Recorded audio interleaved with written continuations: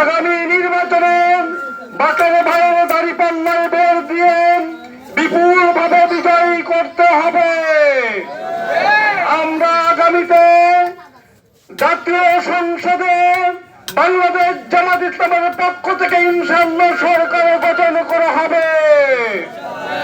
জামাত ইসলাম যদি সরকার গঠন করতে পারেন, আমাদের জামাতের আমির ডাক্তার শফিকুর রহমান ঘোষণা দিয়েছেন মানবিক বাংলাদেশ গঠন হবে ইনশাআল্লাহ।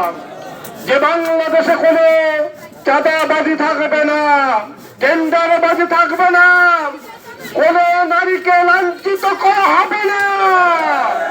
আমরা এমন একটা বাংলাদেশ দেখতে চাই যে বাংলাদেশে চাঁদার কারণে মানুষদেরকে পাথর মেরে হত্যা করা হবে না।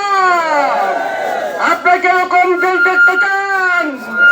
যদি এরকম ন্যায় এবং শান্তির দেশ দেখতে চান, দাঁড়িপাল্লা প্রতীকে ভোট দিতে হবে। প্রিয় নাগরাবাসী, আমরা দায়িত্বহীন কণ্ঠে বলতে চাই, ৫৩ বছরের ইতিহাসে বাংলাদেশে অনেক দল শাসন করেছে, কোন দল ন্যায় এবং ইনসাফ প্রতিষ্ঠা করতে পারে নাই। আমরা আপনাদের জনগণের ভোটে বাকের ভাই যদি বিপুল ভাবে বিজয় লাভ করেন, সংসদে গিয়ে অবহেলিত মানুষের, গরিব দুঃখী খেটে খাওয়া মানুষের পক্ষে কথা বলবেন ইনশাআল্লাহ। প্রিয় ভাইরাম, সারা বাংলাদেশে যে গণজোয়ার তৈরি হয়েছে, এই গণজোয়ারের মাধ্যমে বাংলাদেশে আগামীতে 10 দলীয় জোটের নেতৃত্বে জাতীয় সরকার গঠন হবে। যে সরকারের প্রধানমন্ত্রী হবেন ডাক্তার শফিকুর রহমান। আমরা কি ন্যায় এবং ইনসাফের বাংলাদেশ দেখতে চাই?